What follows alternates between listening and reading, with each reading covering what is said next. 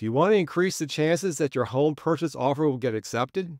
We'll cover here ways you can boost the appeal of your offer and bolster the odds that a home seller will accept an offer from you. I'm an attorney in addition to being a real estate broker in the Commonwealth of Massachusetts. I'm not seeking to give legal advice in this video. The most elemental tactic to improve the acceptability of your offer is to simply have your agent talk to the listing agent before your offer is drafted and submitted. Tell your agent to call the listing agent. Your agent should just text or email the listing agent. He should pick up the phone and dial. Your agent should talk to the listing agent about the needs and wants of the home seller. Offers compete on price and also on terms. When offers compete, better terms can sometimes trump a higher price. So find out what terms are important to the home seller and include them in your offer so the offer will be more pleasing to the seller. Unfortunately, the attitude of many buyer agents is get the offer in as quickly as possible and we can clean it up later when the seller is ready to accept it. This inflicts a major disadvantage on their buyer client because the seller may not come back to you to seek changes in your offer. The seller may instead just move on to another competing offer that does already have the terms the seller wants. A most common example of this is a closing date. Does the seller want a fast closing or a slow closing? Can you identify and meet the closing date desired by the seller? It seems easy to do, but a lot of buyer agents do not even try. Having your buyer agent speak with the listing agent also has the benefits of creating a human interaction, helping establish the beginnings of familiarity and trust between the agents. A helpful, constructive conversation between the buyer agent and the listing agent will increase the listing agent's confidence that the buyer agent, and by extension the buyer himself, will be good partners in the transaction. It makes it more likely that your offer will get accepted. Conversely, if your buyer agent is unprofessional or difficult with the listing agent, that may hurt the competitiveness of your offer. Here's a case in point. As a listing agent, I recently was on the receiving end of a series of phone calls from a buyer agent over a 3-day period as the buyer agent worked towards submitting an offer on one of my listings. In the calls, the buyer agent recounted at length his efforts to badger and cajole his buyer to make an offer on the listing. The buyer agent made it seem that his clients were not the right buyers for my listing, that they truly did not want the home, and certainly didn't want to pay market value. The agent made it appear to me that these buyers were prime candidates for a transaction fall-through after offer acceptance. When the agent finally submitted the offer, I let the seller know what this agent had been telling me, and the seller decided to accept a competing offer.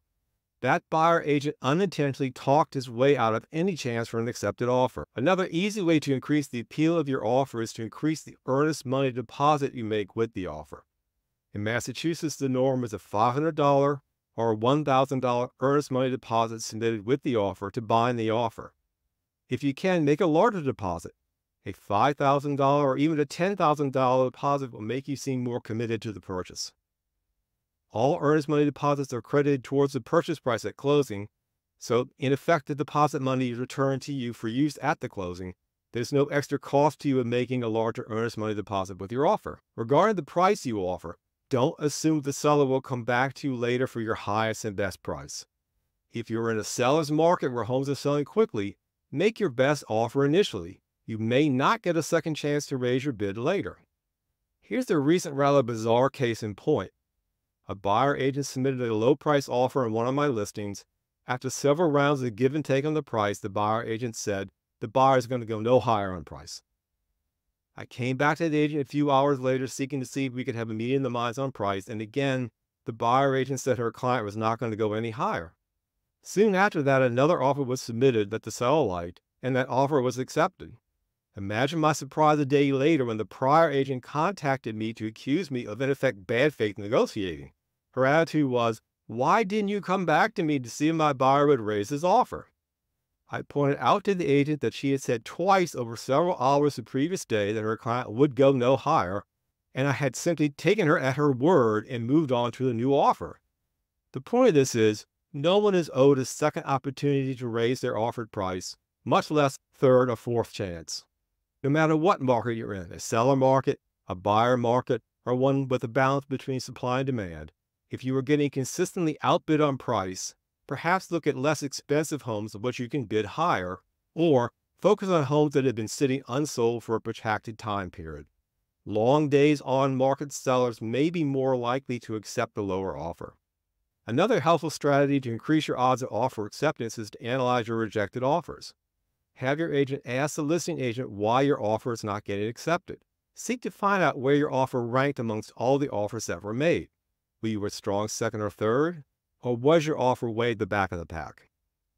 Try to see what winning terms from other offers you can incorporate into your next offer. Examples could include, will you waive home inspection? Will you make a larger earnest money deposit? Perhaps you would commit to make good on a shortfall between the contract price and the appraised value. These are terms that can separate the winning offer from the also-rans. Cash is king in real estate. If you need mortgage financing, here's how to compete more effectively against cash offers and offers with substantial cash at closing. A underwritten pre-approval gives you greater ability to compete against cash-rich offers.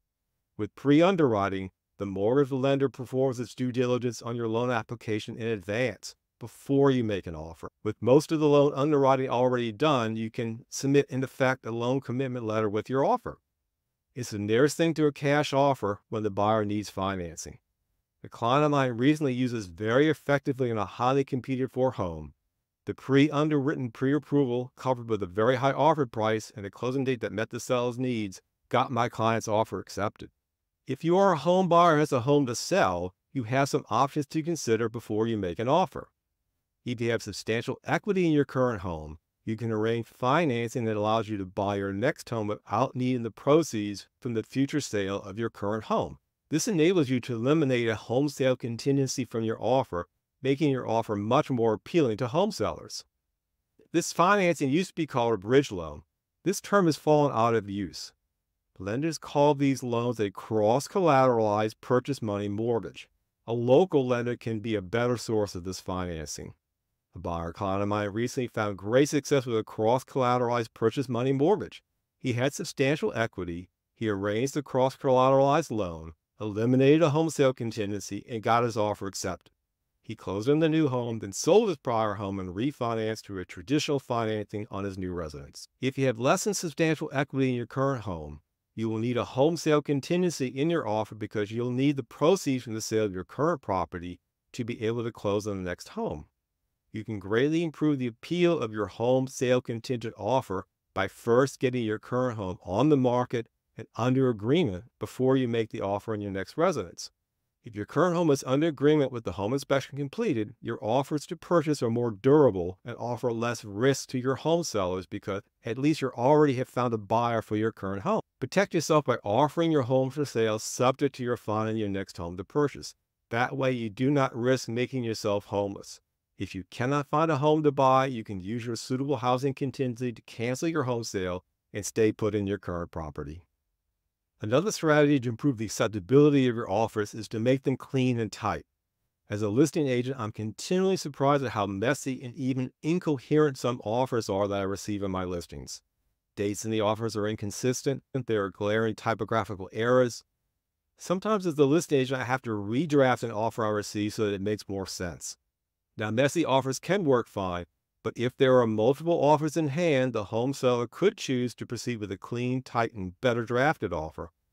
As a buyer, look the offer over before you sign it.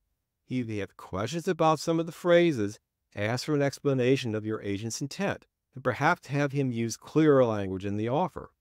Major risks come to vague language used in offer contingency clauses. Agents love to use shorthand lingo, but the shorthand phraseology they insert into your offer may not accomplish what your agent thinks it does. Here are some examples of phrases used in offers that are too vague or poorly written to accomplish the intent of the clauses. Your highest risk with vague phraseology used in offers comes with a rent back or holdover clause. A seller holdover can be extremely risky for a buyer. A poorly drafted holdover clause can trigger the nightmare scenario in which you own the home and the now former owner is still in possession and will not vacate. Don't rely on holdover language drafted by a real estate agent. Instead, seek input from an attorney. The attorney in me says don't allow a seller holdover. I know buyers do agree to holdovers, but you can get burnt if the language using the holdover clause is not sufficient. Another problematic drafting technique comes with escalation clauses. A poorly constructed escalation clause is another common trap for home buyers that can cost you plenty. The biggest error unskilled buyer agents make is to set a really high dollar cap.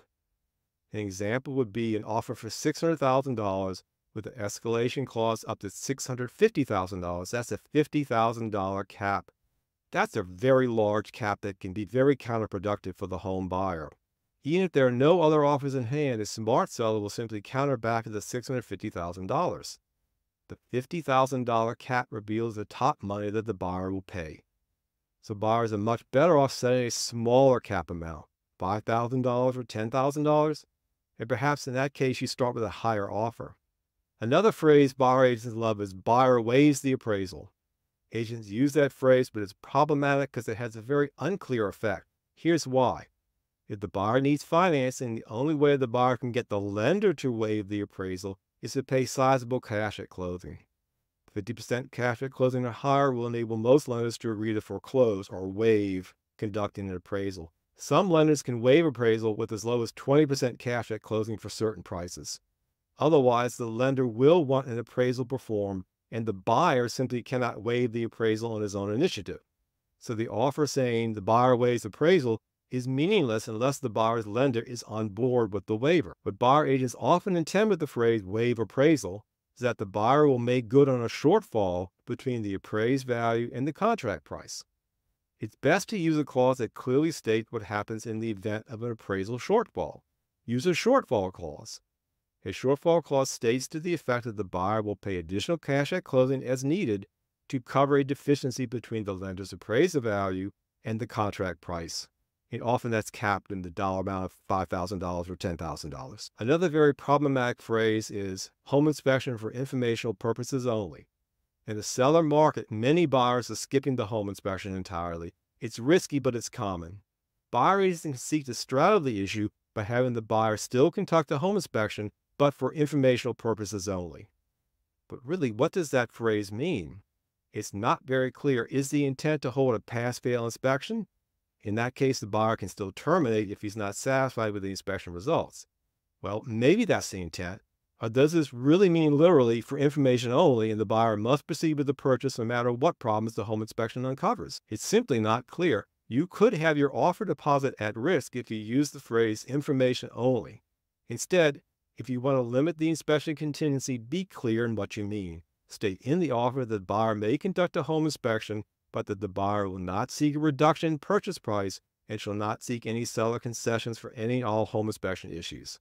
This clearly saves the buyer's right to terminate under the home inspection contingency, but gives sellers some surety that the price is safe, that there will not be any requests for concessions or repairs.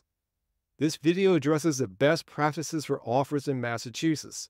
If you're in another state, some of what we cover here may be inappropriate or at variance with your local real estate laws and procedures. There are many nuances and ways to write a better offer. Please message me or speak with me about your particular home buying needs. If you're thinking of making an offer and need help, reach out. I'm Warren Reynolds at Berkshire Hathaway Home Services Commonwealth in Franklin. You can text me or call me at 508-561-6259. We're here to help you structure your offer to make sure you get the home of your dreams.